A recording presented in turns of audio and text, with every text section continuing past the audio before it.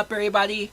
My name is Mike Brown, aka Review King MB, and I'll be honest, this is technically my second time watching the Boondock Saints, but I'm including it in my 100 movies that I've never seen before because the first time, it was a couple years ago. My girlfriend really wanted to show it to me. Like, she sat me down and said, "You have to see this film."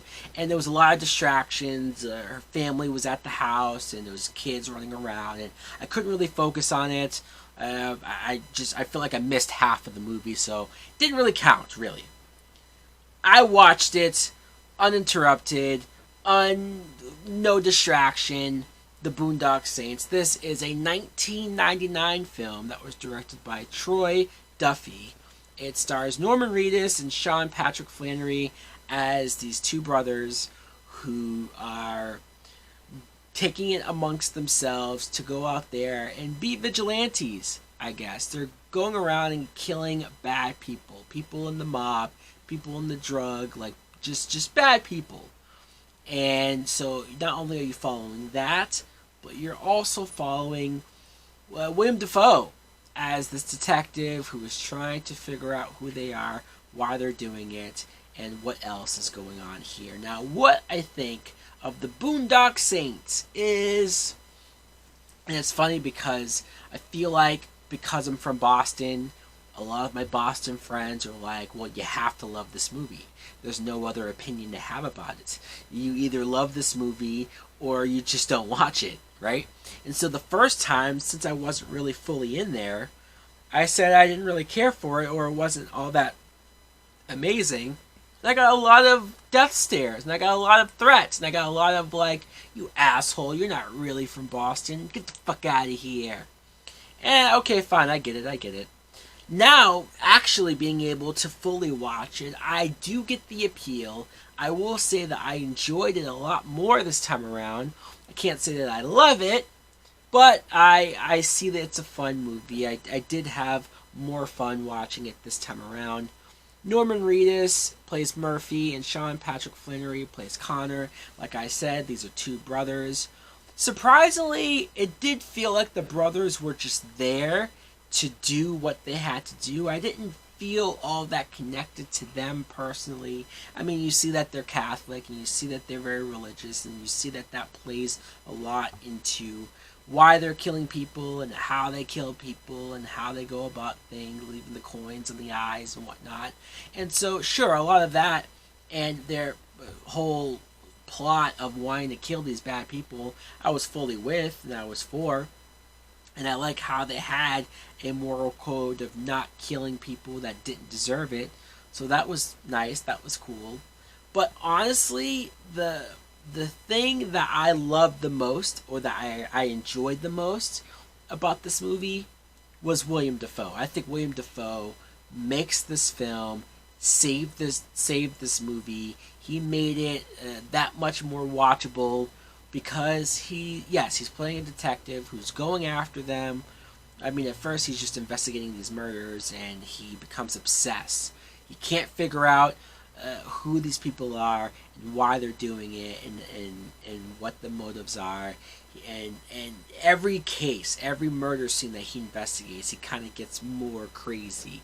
Towards the end, when he's outside and he's sort of imagining how things went down, and he's dancing and he's going off and it's slow motion, you're seeing the descent into madness of this guy, and I loved it. I mean, Dafoe just pours himself into this role. He does. There's some weird stuff with him being gay, and not that that's weird, but he dresses up like a woman, of course, because why not? Somehow the mob people that he was interacting with couldn't tell that William Dafoe in drag wasn't really a man. Come on, guys. Come on. I enjoyed the violence, the blood. I know that makes me sound sick as all hell, but it's refreshing to go back and watch an R-rated film that wasn't afraid to go for it. In the writing, I did get a sense of, not that it was as good as this, but that they were trying to go for a Quentin Tarantino vibe, and I'm sure that was the case after movies like Pulp Fiction and every Tarantino movie that had come out by this point in the 90s. You're going to get a lot of movies that, sure, I like the Boston location, although it was weird to see in the credits that a decent amount of this movie was shot in Canada. Oops. I know it's cheaper and whatnot, but I did see some Boston landmarks, places that I personally have been to or been around, so that was quite nice. The music and the culture and the areas that were the focal point of this film. I think I appreciate being from that area as well.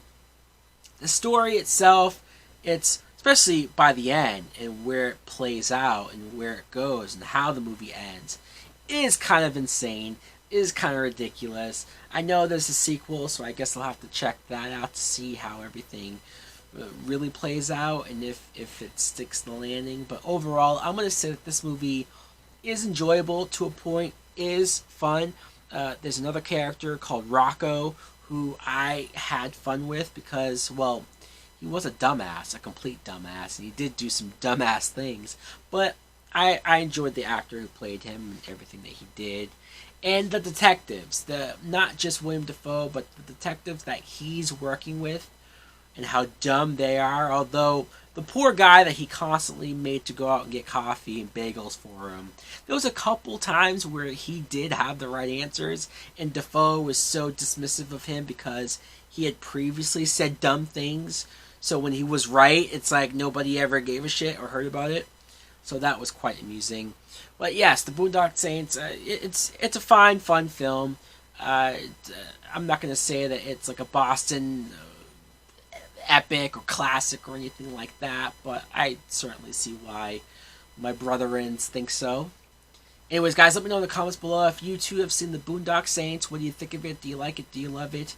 Are you from Boston too? Do you consider this your anthem for this town? Thanks for watching. Like, comment, subscribe. Later!